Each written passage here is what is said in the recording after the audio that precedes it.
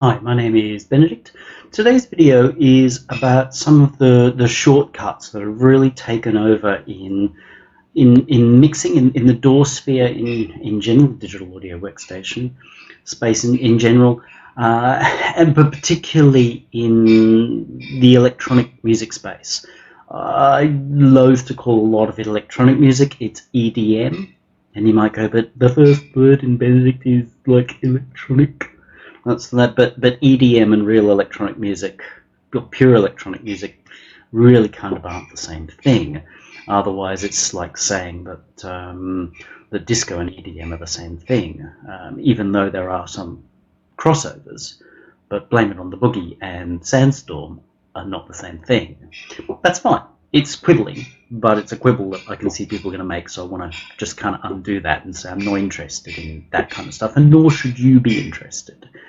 Because if you mostly write EDM-y kind of stuff and end up writing a great rap track, what are you going to do? Are you going to create a new identity for yourself? Are you going to sell it on to somebody else? Which sometimes is a really great idea, just to sell it on to a good rapper who can do justice to it. Or are you going to say, okay, no, look, that can go on my record as well. It's still very much me. So either sell it to somebody who can do it justice, or put it on your record as well. We should not be this narrow. So, sidechain compression. It's one that we see an awful lot of, or hear an awful lot of.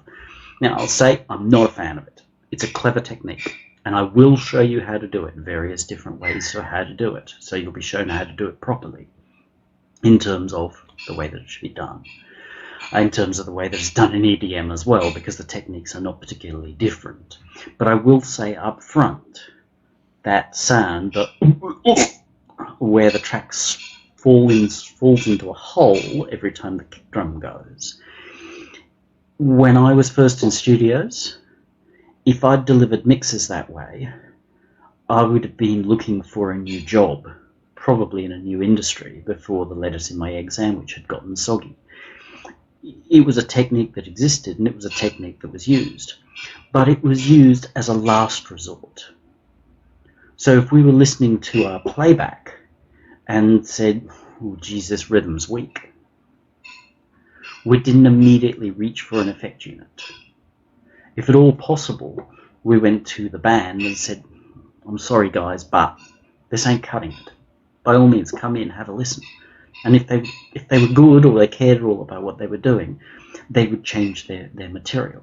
So the drummer would learn to play with better nuance, so kick harder when it was important, like on the first beat of the bar, and not whack the snare unnecessarily hard when it wasn't necessary. There were some idiots who couldn't do any better, or wouldn't do any better, which was commonly the thing, but they were guys who really never got off the covers stage. So we would try to solve it at source. We would try to make good material, record good material, and then we didn't spend our time trying to fix it in the mix, because we knew you couldn't fix it in the mix. Despite what the song says, you can't fix it in the mix. So get good performance was the number one thing we were taught. So I'm going to walk through some of that after showing you how this technique does work, like how you wire it up technically. And if we did have to use this technique because it just turned out that the rhythm section weren't good enough, or they weren't capable or willing to write or improve their song, because you have bands that just resist, either because they're technically not good enough, or they just don't want to listen to a word the producer says. Not good for their careers, as I said, but you get them, in which case sometimes you would just be lumped with material and you would have to use this technique or a variant of this technique just to get that little bit more into the mix. But as I said, if you could hear it, if you could actually hear it being done in the mixdown, then you were deemed to be not suitable as a mix engineer. You clearly had no ear for the thing, and you'd be out of the business. It was interesting to hear it come back. Tiesto or whoever did it first, I really don't know, and nor do I care, and nor do you really need to correct me on this. Somebody did it in EDM, and it was like, well, that's kind of cool. It's like taking that idea and kind of turned it upside down, and it works, it's effective.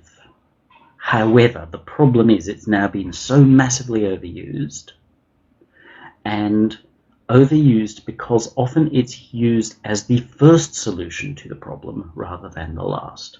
So, let me show you what we're talking about. Here's how a composition session might go. I might start out with my pad, which is this fella here. I've got a Europa, lots of unison, lots of saws, and a square wave on an octave below, all hammering away, all slightly detuned from each other, detuned for themselves. It's all a bit much, but cool. It's a cool sound.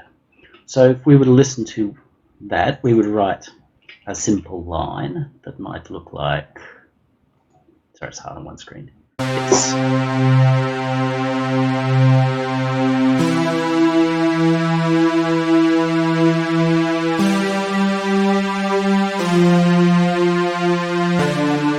Now clearly we got some problems with that. The first one that you're probably saying to me is, Benedict, that is batshit fucking boring. What the fuck's wrong with you? Yes, you're right. It is batshit boring. But let's look at what we got.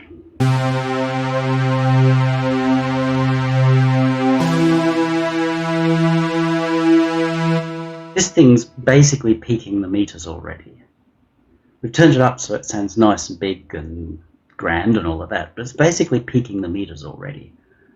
So the next thing I'm likely to do is to say, okay, I've got to add some drums to this.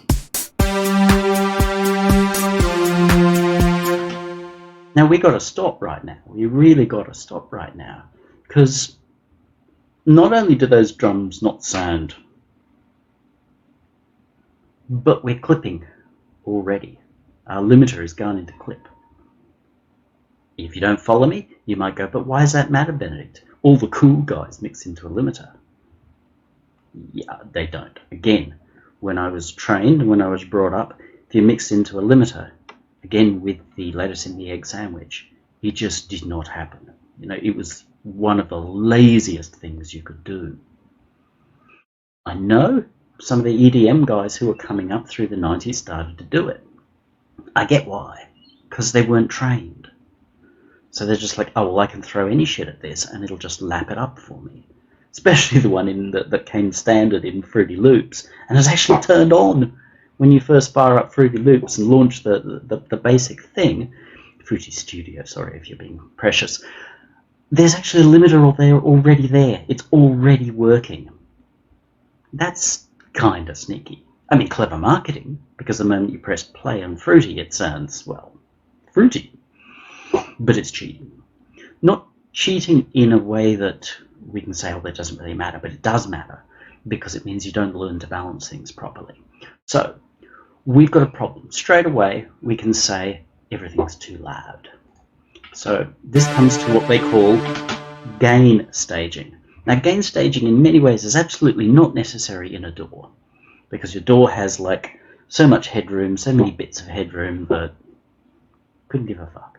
You know, we could be making death metal at, you know, Boeing 747 volumes. Our DAW is going to cope with it, so that's not the reason you want to gain stage.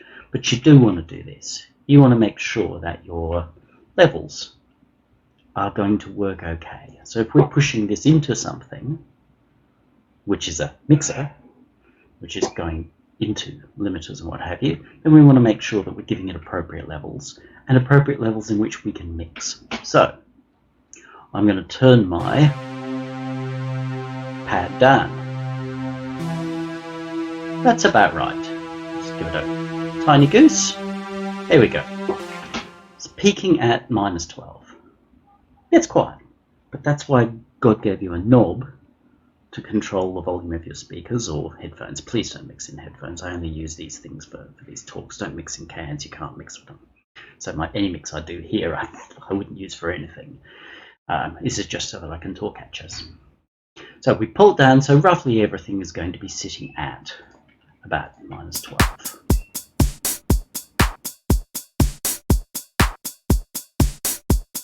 Drums are overdoing it a little bit. They're up at -4, but if we look at their RMS, they're right down here as well. So we can do stuff to them, so I'm not going to fuss on that too much. None of this is about being pedantic, even though I may seem that way. Bass, oh, gorgeous. Just sitting straight on -12. So cool. So if we play back what we've got now, it's still going to be close to batshit boring, but let's see what we've got.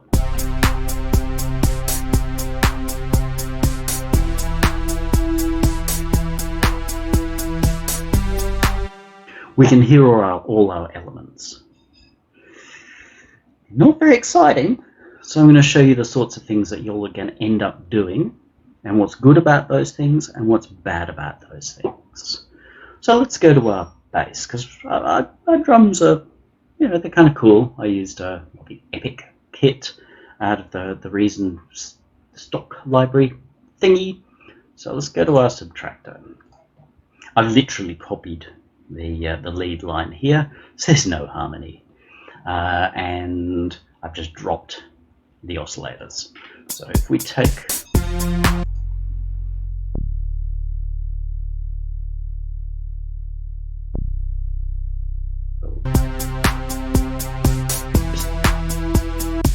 that fella.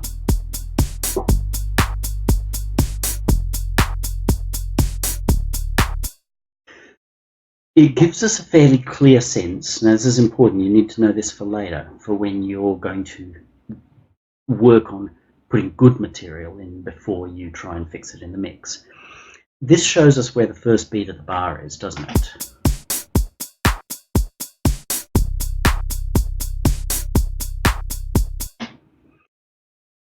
If we were going to do this manually, we would look at doing something like what we've got here. 2, 3, 4, 1, 2, 3, 4. That shows us where the first beat of the bar is. That's how a musician, very simplistically, starts to show you where the rhythm is. So I know EDM's prone to doing things differently, and I will show you how that works. But you want to emphasize that first beat of the bar. It's pretty important. In 4/4, it's 1, 2, 3, 4. If everything's the same, here we are emphasizing our 1. Why? Because we've got the same kicks and what have you as everywhere else. But at that point, you get the boom of our bass as well. See? So that's a cool thing to do. You might think, yeah, but that's really stupid and useless, and why are you telling me that, Benedict? Because, as I said, this is the beginnings of how we work on doing what we're going to do next. What a lot of you will do is this kind of thing. Go back to the beginning.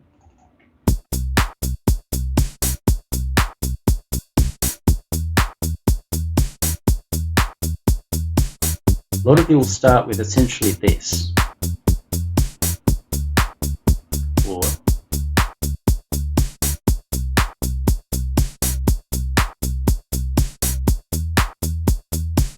and you recognize that. And this is done in EDM simply because we're looking to have the world's biggest kick drum and the world's biggest bass sound. Not possible to have the two of them at once if you're not prepared to sacrifice. Now, in rock and pop and in normal styles of music, you do sacrifice. It's all about sacrifices, but it's about them working together. But the EDM guys, because they had no training, they said, well, okay, how can I solve the problem without really solving the problem? How can I move it sideways? And they did that, literally. They offbeated the bass. And it works. Is it elegant? No, not really, but it works.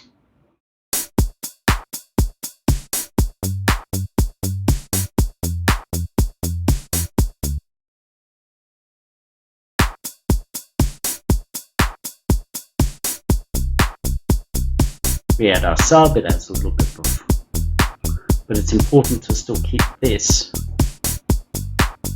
While that's tempting, we're going to have a lot of problems mixing that. So let it go higher.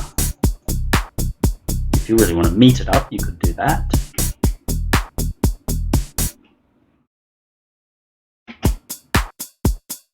A lot of you will go and you'll have one short loop and that's all it does. But you see where I'm starting here is a lot more complex.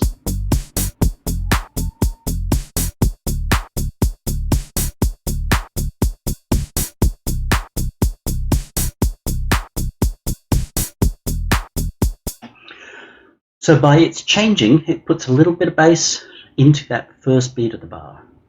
That's important because we're saying, hey, here's our emphasis. So it does that. Even though you don't hear it clearly, there's still that little in there. We also break things up a little bit here to go blip, blip, blip to say we're about to roll around. So this actually makes the beat a little less solid. And at that point, we want it to be a little less solid, because if it's always exactly the same, and it's all our piece ever does, it is going to get dull. So that's a thing that you can do. So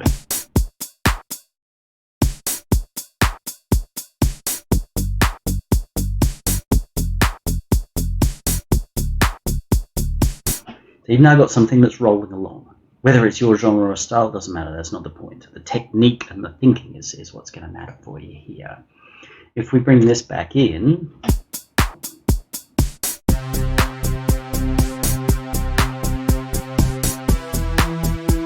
it's sounding better, but it's still really wrong. We've not got that feel.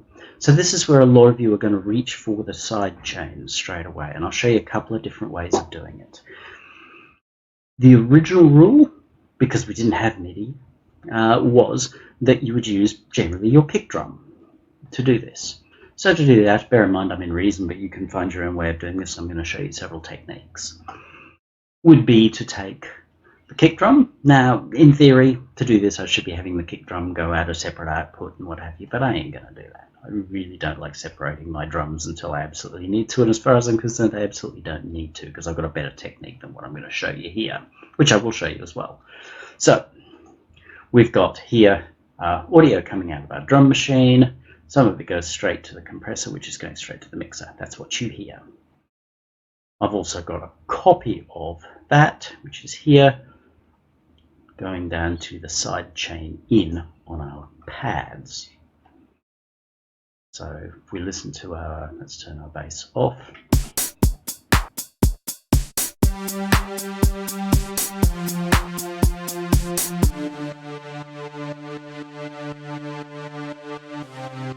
That's your classic side chain.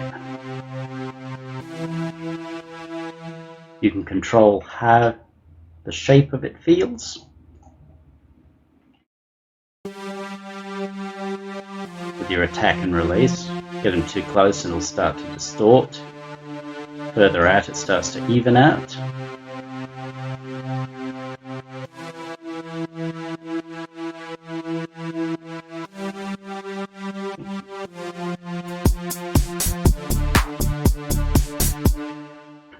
That doesn't sound great because we've got the whole kit going through there.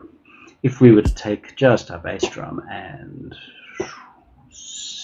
hello,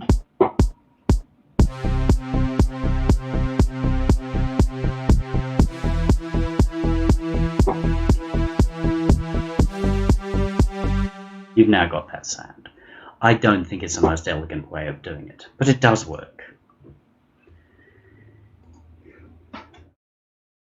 The next way of doing it, and this depends on your DAW, but most of them have some sort of system like this. So we take our drum machine sound, actually we'll go back to keeping this soloed, it just makes it easier. Yeah.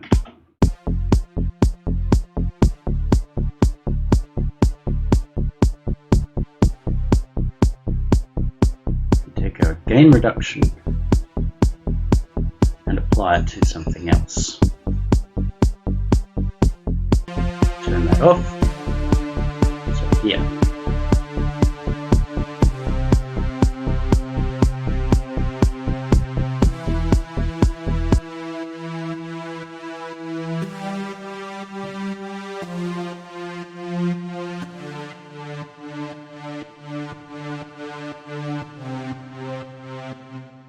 So that's if you've got some sort of modulation system that can carry information that's been generated in one place to somewhere else. So here we've got this compressor doing the compressing of the drum. Now again, this would probably be a parallel or an offline version of the sound, one that we're not actually hearing. And we get the sound that we want and then wire it up to over here. So we say that the signal we've created up there does this down here. I again don't see it as the most elegant way of doing it in a modern world. So if we slay that, turn that off because we don't need it. Take our pad here, we can kill that because we don't need it, we don't even have it. Not using our compressor. If we create ourselves an envelope, and in this case it's beat synced to 1/4, which is 1, 2, 3, 4. That's what a beat is. It loops. So now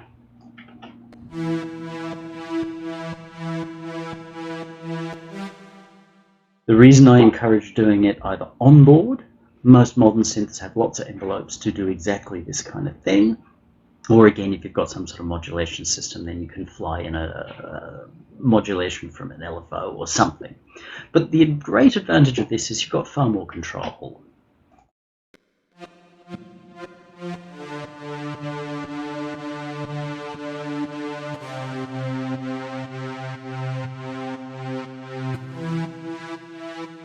And you can even do wacky things.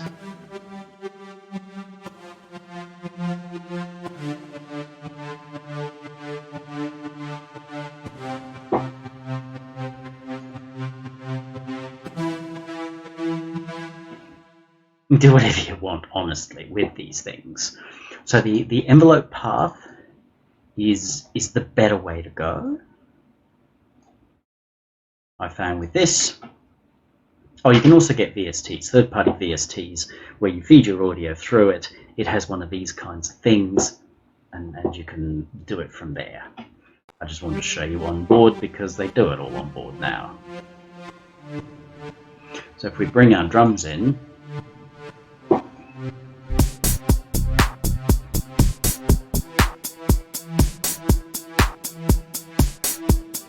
it's then a case of working out, well, at what point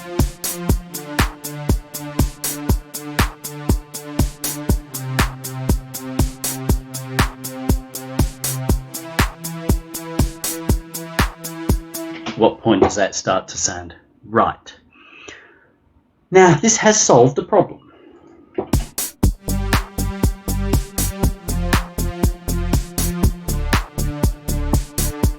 We've got that mixed sound. Oh, I can say I'm EDM, I'm retrowave, I'm absolutely everything. I'm not saying this is great material, it's not. It's not my thing. But the techniques shown here are perfectly correct. That is exactly how you do it.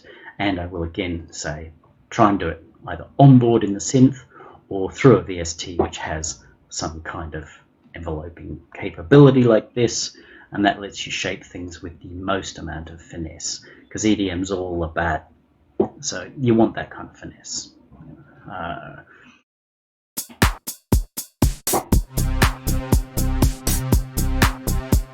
But we've developed a problem, or more to the point, we had the problem there all along, but we didn't solve it.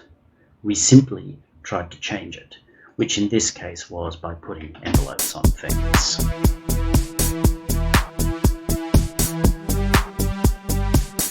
We've still got a piece of music that really isn't rhythmically very good. It's not developed, it's an undeveloped piece of music.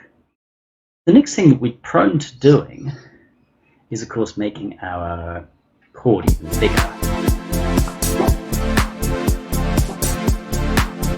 You can be lazy and just use some kind of chorder, or you can write them out, whatever. It's better if you write them out, honestly. I think it's far better to write them out, because what this is like parallel chords, which I'd far rather hear it done in the old sort of house music kind of way, which is where they made a chord, they sampled it, so then when they played it back on a different key, it actually changed key.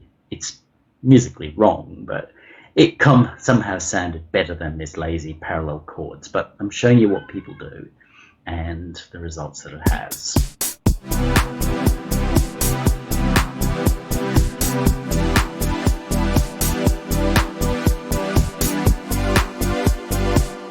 So we're starting to get that feel that you hear through everything. We're creating a more developed sound, but the problem is the material's not developed. So we're really still going to struggle. All we can do then is start to add more novelties.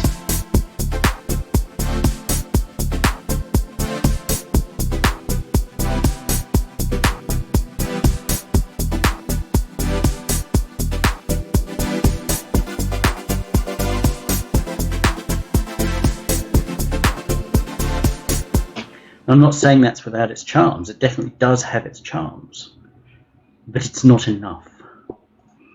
We can then think that we're going to solve our problem even more with some compression. I'll show you how you do compression properly. Actually, we'll turn that off there for the moment. We'll go up to drums. How to do compression. Let's solo these little fellas. Not that I believe in mixing in solo, but it just makes it easier for you to hear what's going on. Before we do anything, we want to think, well, what are we trying to achieve with this compression? Because compression can be used for several different things. And often the one compressor will be used to achieve different things at different points in the mix.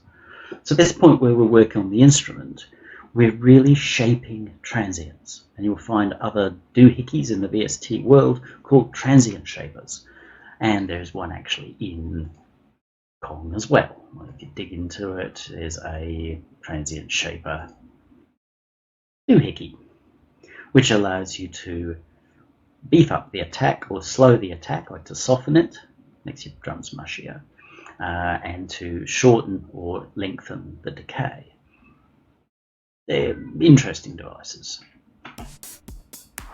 So, for the moment, we've got to think, well, what are we trying to do? At the moment, really what we're trying to do is take our fairly flat performance and turn it to something that's beefier.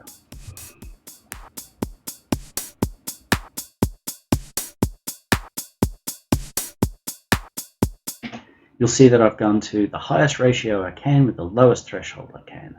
I want to not listen to a great sound at this point. I'm looking for how to see if we can make it roll.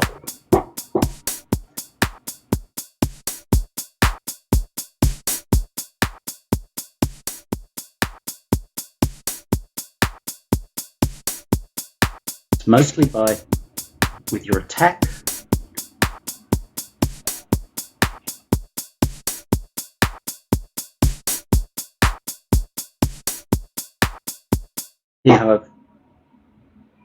That's what you're looking for. You're just looking for groove. That's all you're trying to do. Don't listen to, am I making the kick bigger? Am I doing this, that, and the other? If you need to do that, separate the sounds out. But there's still going to be the point where you bring them together in a bus and you want them to groove. Because if they don't groove, it's all for nothing. It's all pointless. As I said, the first thing that we would do in the studio is if we were in that situation where our rhythm section were not grooving, we'd call them back in and go, sorry boys, this is not it. Can you try it in triplet time? Can you go back home and learn to play? Can we call in somebody who can play for you? That's the way it was solved back then. It's not to say people didn't get their noses out of joint, but there wasn't that sense of, oh, don't worry, mate, you don't actually have to do any of this shit. You know, just spit on your iPhone and we'll make you a star. There was none of that stuff. It's a very different mindset. So, now I'll up my threshold.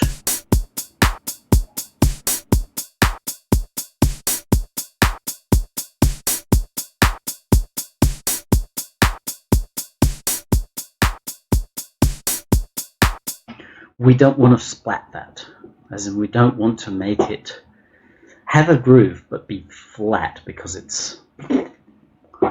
So put your threshold and your ratio where you get that movement but not more.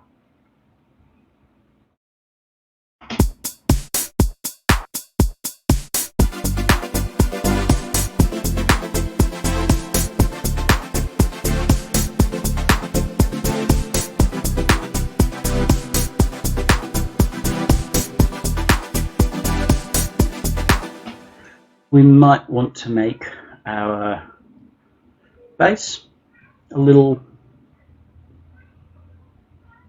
Shall we leave that for the moment? Let's keep working on these drums. Bring in this fella. Put him on tape.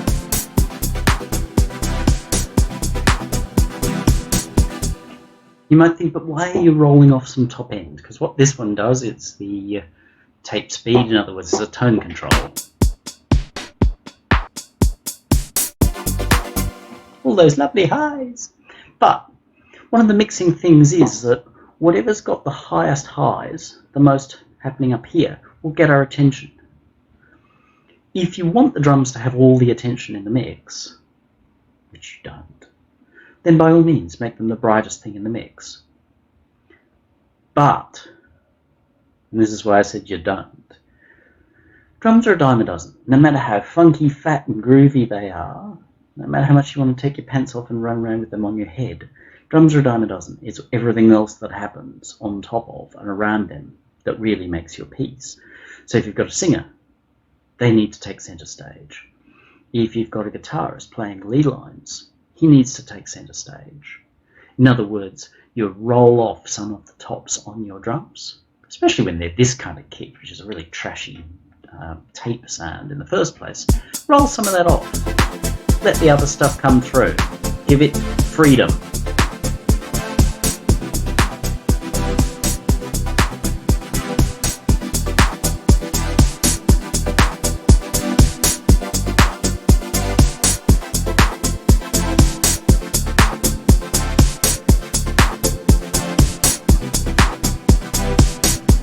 Plus, you notice as I've used drive here, it makes everything brighter anyway. You might be going, but Benedict, you need to be putting meat on it, giving it some steroids for its balls. Yeah, but the problem is it's super hard to mix that stuff, like super hard.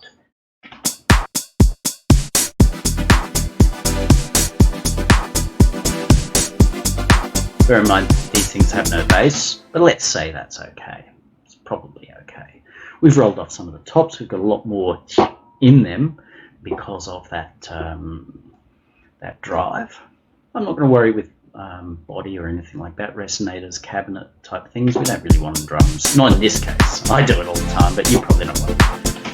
2 layers of compression there has really made those drums incredibly... Not a sound I'd probably use a lot in my own material, but it does sound great. They sound really punchy. Remember, you're always about punch. You're not about saying, oh, I've got, like 4,000 dB happening at 40 hertz. No one can play that anyway.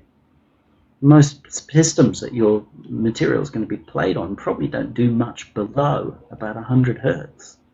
Even if the sticker says, oh yes, my little sub-tub goes to 60. Pinocchio knows it probably isn't doing anything below 100, and it's probably not reproducing anything particularly nicely below about 300, which is getting quite a way up the keyboard. So focus on punch, which is higher, which is where I'm doing a lot of this compressory and drivey shit to drums and bass is good because it helps lift them up. Joan Jett's I Love Rock and Roll was on in the car the other day, and straight away it's like, I love this mix. Nothing to do with the song. I adore the song. And Joan Jett. Ooh. But that song, there's not a lot of bass in it, but boy does it cut. That kick drum is like so high, but it's a tremendous mix, and it just ripped through the charts. And it still works today. If you put it on a top 40 floor, people will still be like, oh, it's good stuff. And a lot of that's got to do with the mix. Great material, but good mix too. So now we've got our drums sounding quite... Let's have a look at what we might do to this. Let's try a scream.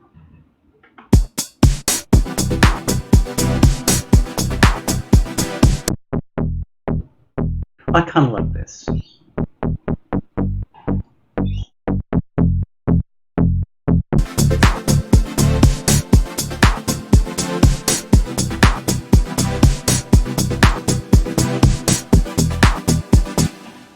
limiter.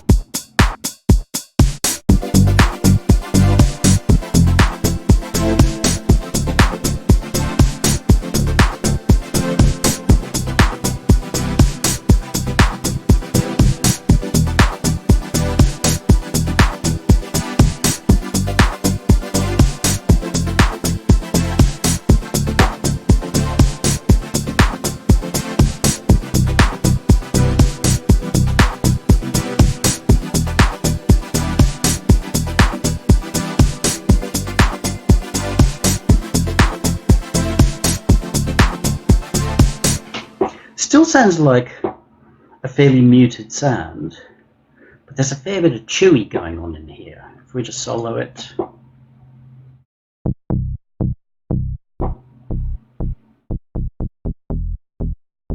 Fairly clean synth sound. Subtractor's got lovely filters. But hear how that lifts it. It gives it a kind of a mean punch. Once we put it back in the mix. Now I've got a problem. I just realised that we are, and it's not surprising, pushing our meters way too much.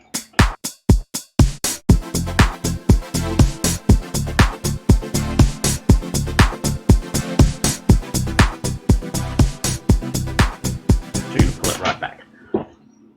Rather than messing around, just pull it right back. 6 dB off. I don't want to be touching that. Because it needs to sound good. If I need more, turn the volume up.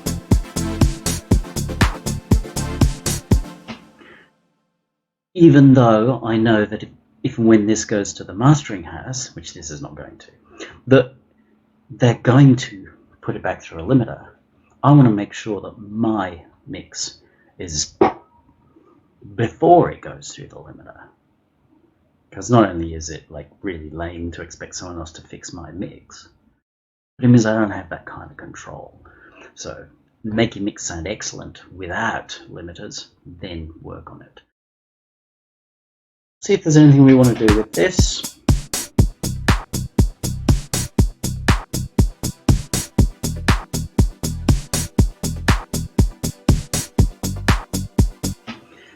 All I'm listening for there is just that little bit of extra bite. There is a little bit of bite in there.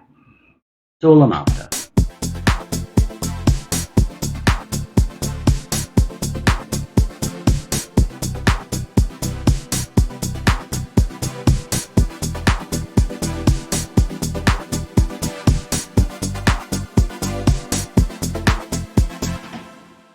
Also hear how that's affected the reverbs.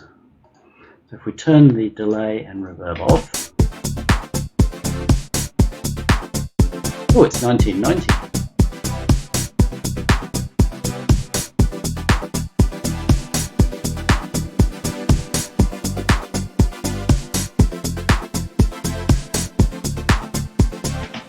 If that's a problem for me, I'll turn off that reverb and put one in here.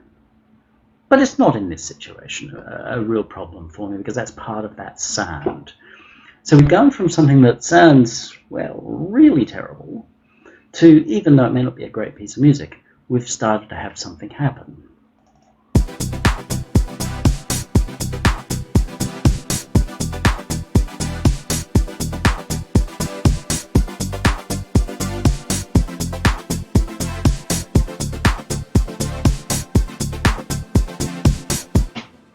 But can you start to see the problem we've got?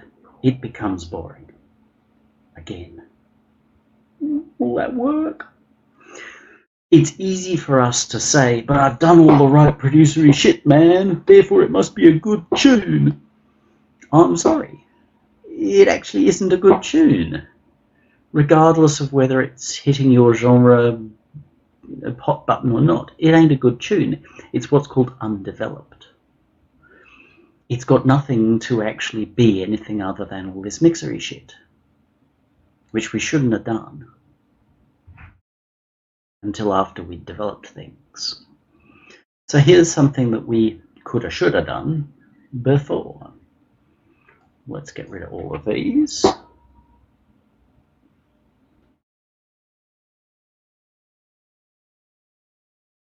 We don't need a rack. We just want to look at this stuff. Drums.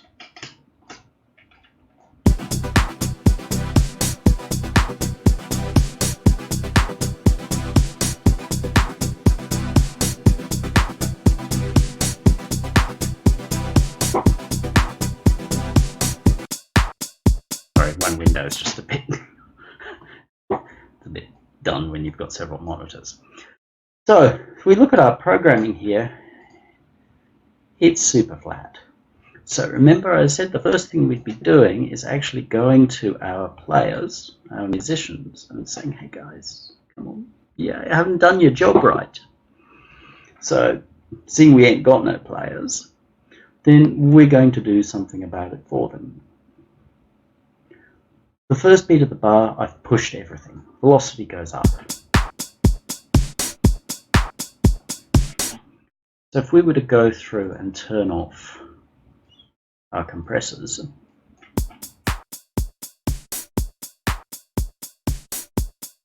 can you hear how that first beat of the bar has a bit more? We want to do that. It's got to push harder. These hats, they're a bit of a problem. So if I grab this fella, I can say, well, why don't we randomate them? We adjust their level overall.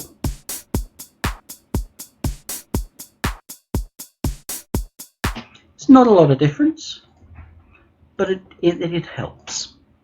So now, rather than having a 1 bar loop, because so far our drums have been nothing but 1 bar, which is really bloody lazy, we need to have a little bit of variety.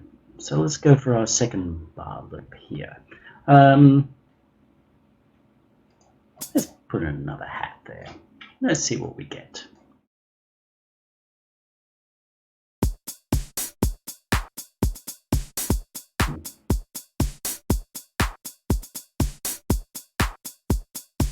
Here, how that just adds that extra little bit of, ooh, that's kind of cool there. So that's a good thing. We don't need a lot, but we do need variety.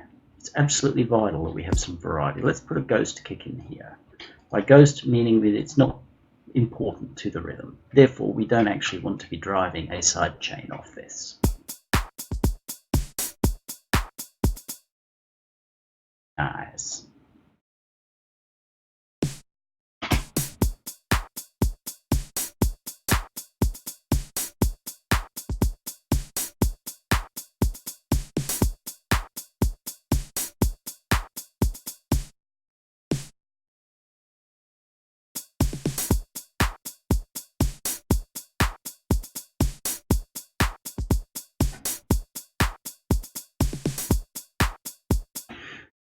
See how by what we've done here, we've thrown that rhythm slightly. We've made it less, and we've got, which actually in some ways, in the EDMer's mind, makes it weak. But it's actually added some spice, which throws us forward onto our first beat of the bar. So that's where we want to then have something else. What have I got in the kit? Let's try that.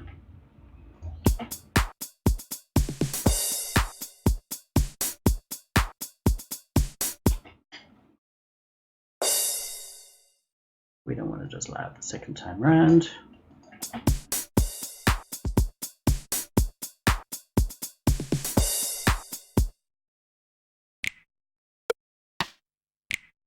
There's nothing like it.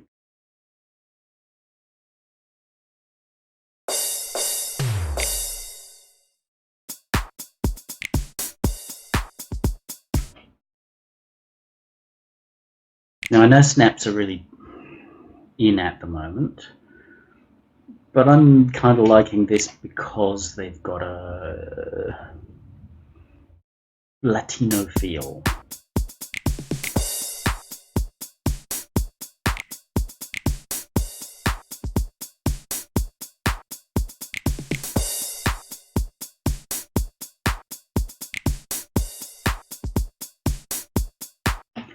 So we've now improved our core rhythm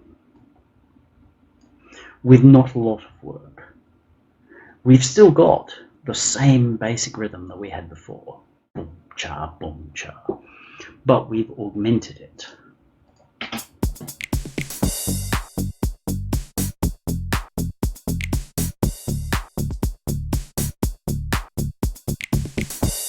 And this is actually what separates a lot of you guys who are stuck in forums with the names of that you're looking at going, oh, how cool are they? A lot of the times the difference really is just this attention to detail. Because the reality is most of you aren't doing songs, shall we say, that are really significantly worse than what they're doing. What they're doing is really thin. What you're doing is just a bit thinner. So the difference between what's considered a good EDM track, one that does stuff, and one that doesn't do anything, is normally in how thin it is. Not how thick it is, but how thin it is. And you go, but all this thick stuff about great big sounds is just covering how thin the material is, which is actually an opportunity for you, if you think about it. That if, DJ Mr. McFamous is producing material that's kind of this thin and having hits with it, what if you did this? Suddenly you're better than him.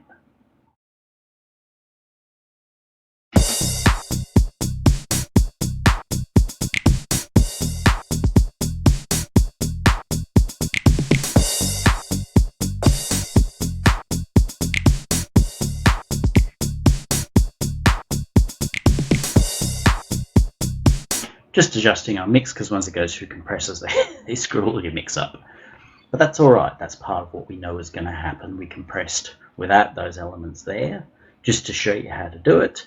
But once you get into start doing that kind of stuff, then if you're doing what I do, which is largely putting your kit through the one, like you do all your mixing on board here, then that's what you do. If you're bringing it all out into a great big submix up here, you're still going to end up doing the same thing. You're going to have it sound good without your compression. So you should have it lively and dynamic and moving around. Then once you start laying on compression in your group track, you probably will find you're going to adjust some of the things that are feeding that.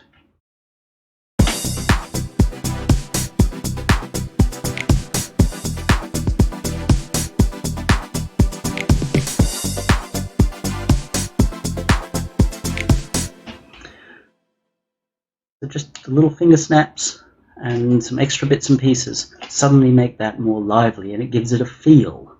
Little finger snaps, like I said, they're a little bit Latino, so you might be starting to feel like, oh, that's a little bit, it's a little exotic. So if I put some parrots and pineapple slices on it, then maybe we can call it tropical house. I'm messing with you. But we do need more, because at the moment we've not developed our piece, and that's why we've had to transition our piece from being terrible to as cool as it is with nothing but trickery. But there's only so far we can go with nothing but trickery before we run out of that. As I said, thin material. You have an opportunity if you can go a little thicker, as I did just with finger snaps or whatever. But sooner or later, there's only so far you can go before you start to run out of options there. Let's go with a subtractor, because I like this fella for leads. I'm not running any send effects. Normally I'd be running send effects like a send reverb. I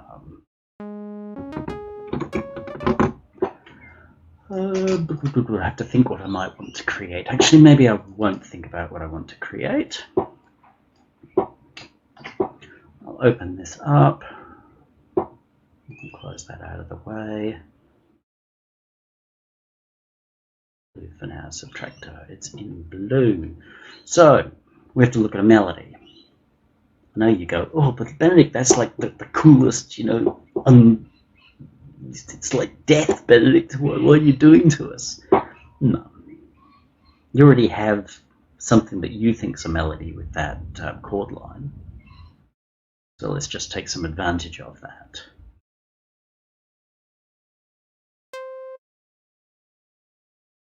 Our key is C major. You'd be mad to start your melody with anything but C major, because it's the root note. Yes, in theory you can do whatever the hell you want, but you want this melody to help drive your rhythm. Because we're not making bloody Mozart here, we're still making, in which case, if you decide, oh, I'm going to be clever and I don't want to compete with anything and I'll make my melody all over here,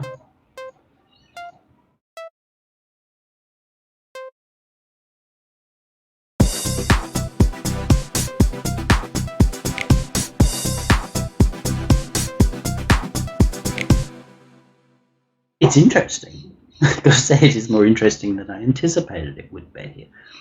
But be careful, because if you're looking to keep your strong rhythm, you actually need to be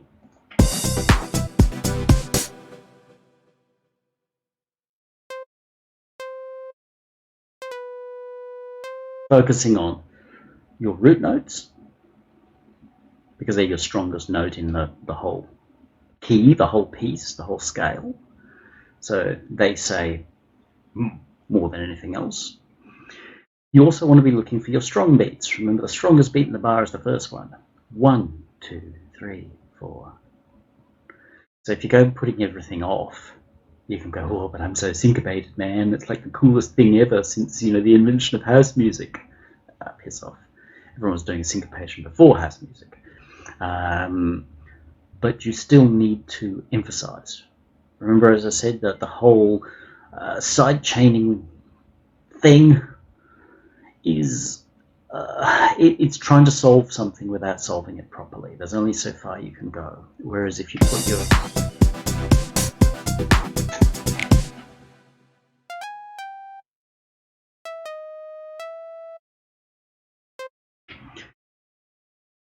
There's only so far you can go with hacks.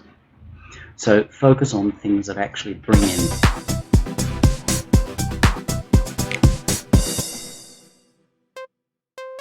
in emphasis to your rhythm, because that's what you're trying to do with all the side chaining and what have you.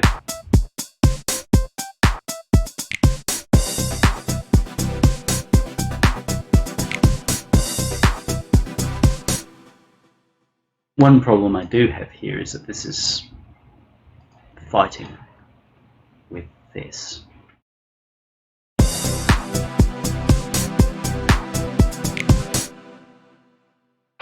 So I might find myself wanting to do things like turn this off at this point. We'll leave it off and just turn it back on here.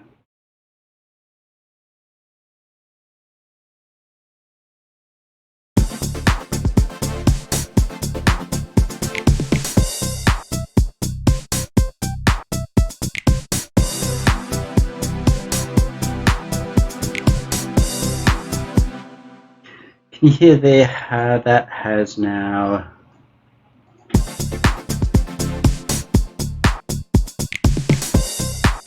sorry, sometimes you just got to have these a little bit shorter or they get upset.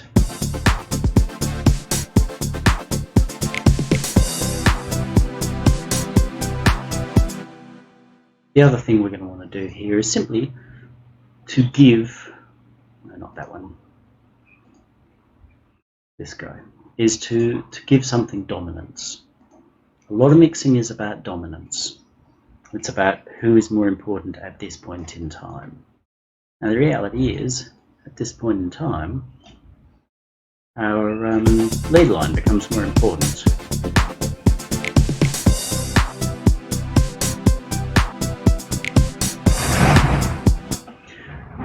Forgive my neighbour from coming and going. But we now started to actually have something that's more interesting.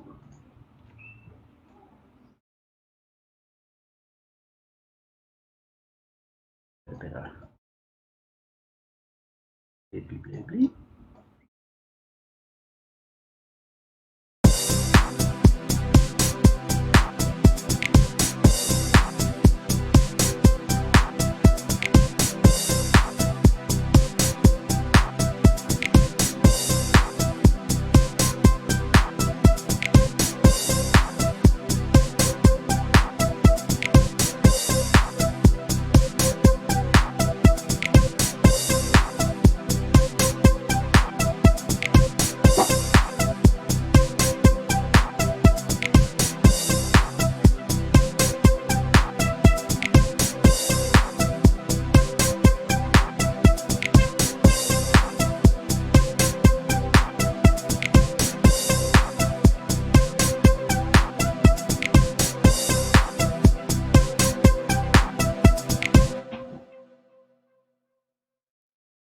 if we were to copy this across here as well,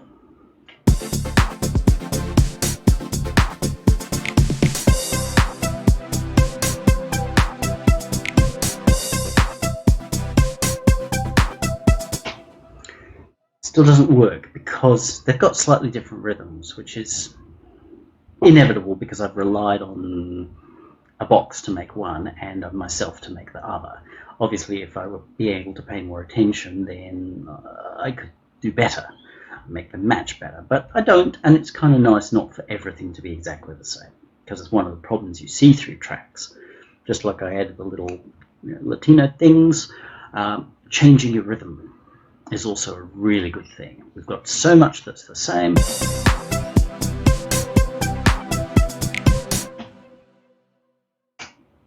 And I've talked about this quite a lot. This is what's called variation, and is fundamental to music. We've gone up to an E, so let's see if we drag ourselves up there.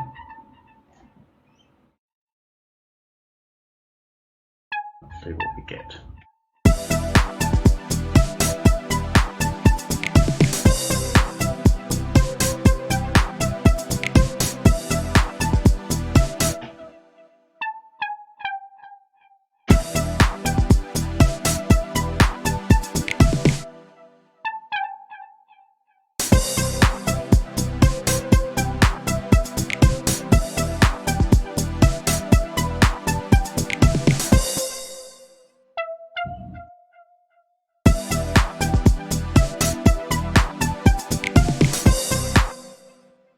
Cool.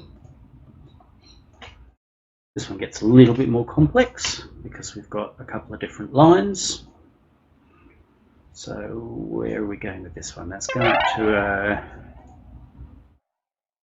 G, and then down to an F.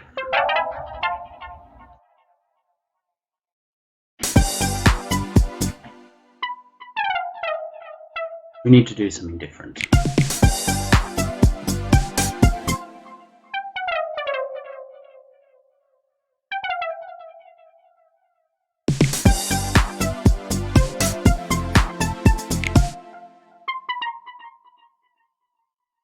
Some F, so there maybe.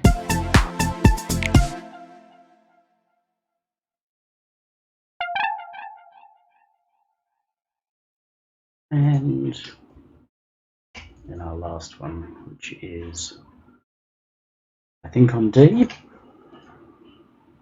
Yes, that's exactly what I would do. D for do.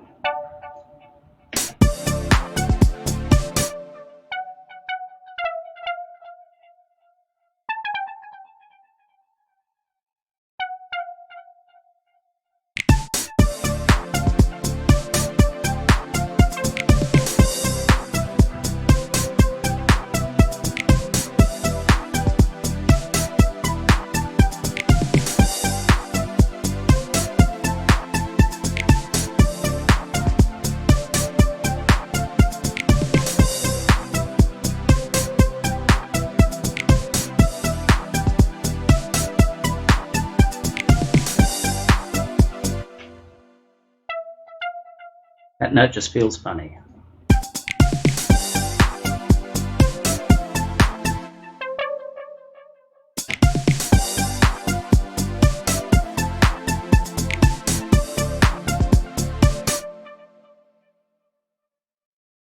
D. Let's try a G for this guy. Even though it's not the root note.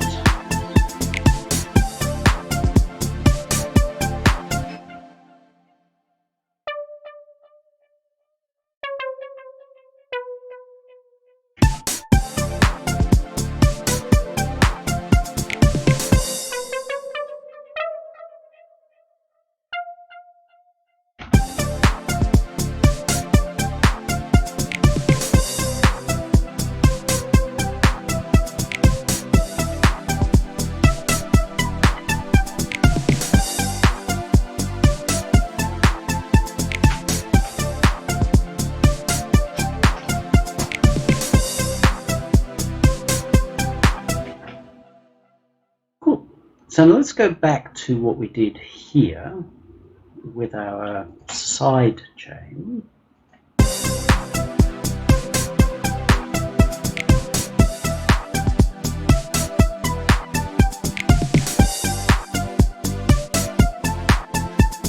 It actually ruins what we're doing. And I know a lot of you go, but it's the sound, man. It's the same shitty sound that everybody else is using that's creating a rhythm that, well, basically fucks up everything else that you could be doing that was good. So I'm not saying don't do it, but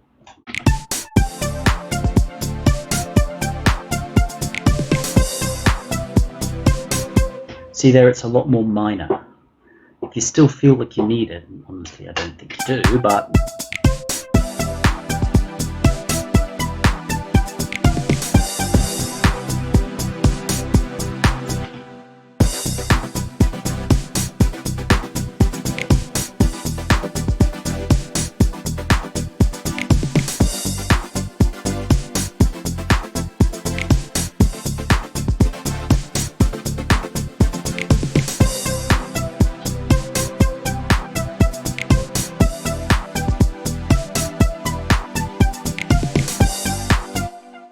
so if you do feel the need for the effect, and I don't really see the need for it here, but you know, I concede that it does have an impact, don't overdo it. One of the biggest problems we do have right now is just that everybody's overdoing it. They're going, oh, well, if I can get that sound, then I've done the right producery shit, I've ticked that box, therefore I deserve to be getting lots of plays on Spotify. No, remember, that's thin thinking. That's saying how little can I do. When you're a fan, do you want to hear a song that the composer did the least amount that they could do to not make you turn it off? Probably not. Did we go out and buy endless copies of Bat Out of Hell, Dark Side of the Moon, The Wall, Police's Synchronicity? Did we buy endless copies of those, even when they wore out, because those acts did the least they could do? No. They actually did the most they could do, including Pink Floyd using rototoms, to actually create records that were as grand as they could be. And that's why they're remembered and people are still buying copies of them, on vinyl even. So don't say, if I tick these boxes, I'm good. I've shown you how to tick the boxes. But more importantly, I hope that you can take away from this that just ticking the boxes is not enough. It's enough to get that sound, but it's only enough to get you a couple of plays in KVR or something. Not getting them even. A couple of people might go, oh yeah, man, your mix is right. Because they just hear like kind of thing and go, oh, well, that must be good. It's not getting your fans. It's definitely not getting you noticed over on Bandcamp or Spotify if you're that desperate. Go with Bandcamp. At least the people there are looking for interesting music. So don't say, what's the least I can do? How can I apply some producery trick to solve me from having to do something? See how putting the time and trouble into creating variation in our drum pattern by changing our velocities, even though we compressed the buggery out of the poor bastards, it gave us movement before we even started to do that to it. The bass line here really hasn't done a lot. I personally would hope that it would do something a bit more interesting, but you know, this is the basics.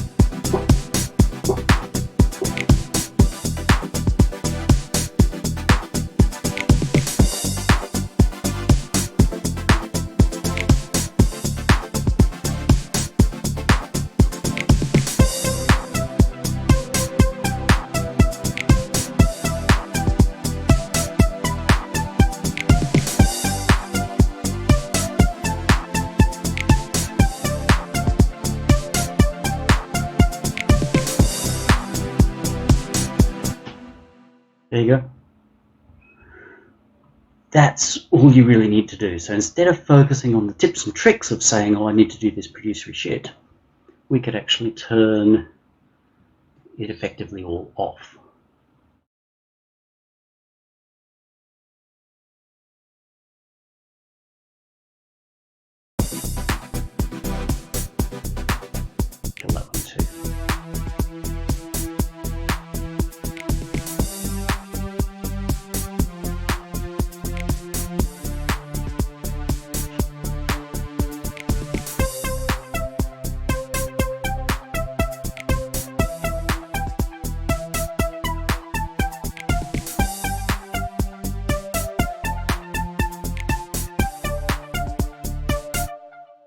Again, I consider that has a certain sound that you're looking for, so we can put that in.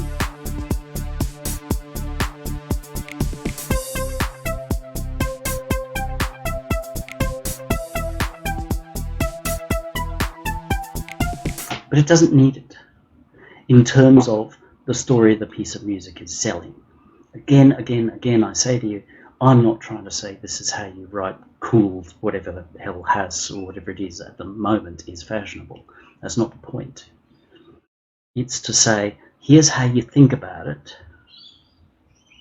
And then once you've worked out how to think about it, you can go out there and do something that's a bit different, which is good, because EDM is really digging itself a very, very narrow hole, very deep and very narrow hole.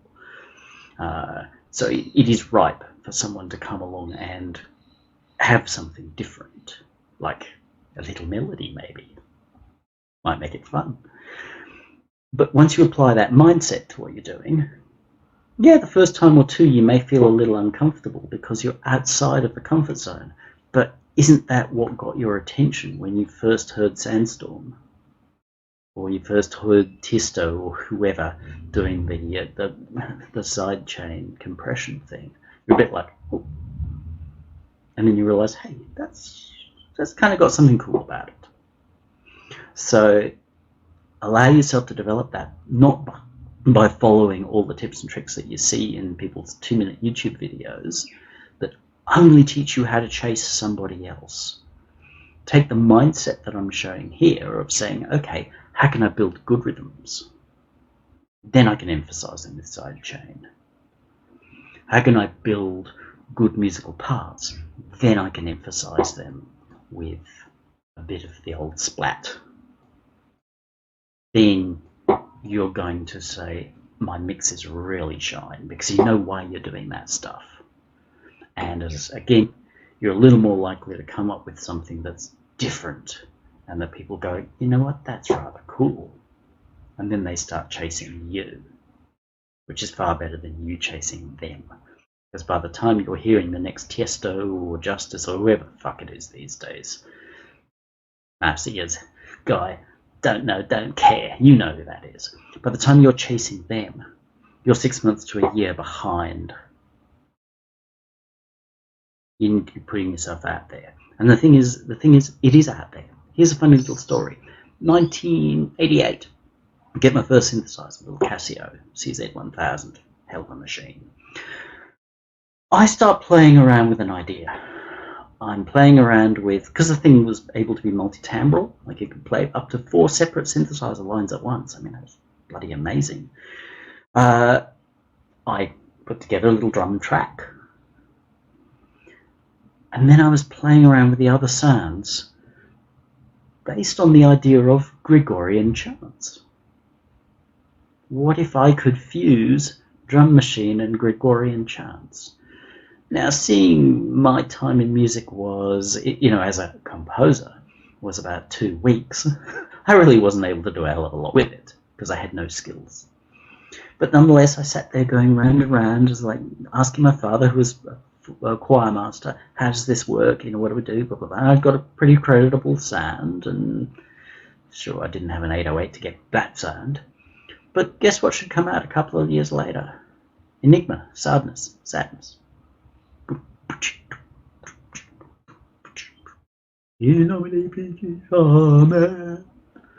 The ideas are out there, and those ideas are normally out there a year or so before you hear them. And the moment that Enigma had a hit with that track, suddenly everyone was trying to chase them. Deep Forest. They had 1 track out of it and it was okay. Lullaby. Everyone was trying to chase that sound suddenly. You don't want to be in that position, because there are only going to be 1 or 2 people who manage to have anything resembling success with stealing somebody else's idea. You need to be on the front end of the idea, which says, don't copy the established way of doing it, work out your way of doing it, and be ahead of the curve. The first couple of people who hear it may go a little bit like, I don't get it. Who gives a shit? Because they're people who are waiting to be told what to think. They're waiting for Pete Tong or Carl Cox or, again, whoever's it these days to tell them hey, this is a fucking great record. That's what they're waiting for. More likely, they're waiting for somebody else in a forum to tell them that, hey, Pete Tong said this is a great record. You don't need them. They're no use to you. Be on the front end, which is by saying, I will make great material, then I can apply producery shit to it, which can change its direction. As you've heard here, as I turn off the effects and the processing, it changes the feel of the music. So give yourself that option by writing what's actually a nice little piece of music. That's not the thinnest thing you can make it, that's the thickest thing that you could make it. Like if I'm saying, what if I put rototoms in this? I wouldn't, because A, I don't have rototoms, and B, it'd probably just sound like me trying to sound like Pink Floyd, which would be a bit duff. But that's that point where you say, what if I put a Gregorian chant in this? If I'd been able to realize my idea, it doesn't necessarily mean that I would have had Enigma's hit. But I would have been out there, and there would have been some people who would have gone, you know what, I've heard that already. There was that Benedict guy who did that. Which means they're more likely to come back and have a listen to me. And they're more likely to have a listen to what else I'm doing because I did it first. That's where you get your power. Write good material. Put some producery shit on top of it. But work on the material. Don't rely on the producery shit. I hope this has been helpful. If you have questions, box downstairs. Type it in. Really important. I do love to hear from people. I really do. I put a lot of time and energy into making these things, thinking. I know I don't put lots of time and energy into editing and lighting and stuff, but if that's what you're looking for, go watch somebody else. I love to hear from people. I love to hear people ask me questions, because you know what? They often spin off into other videos for you. You have a great day now. Thank you.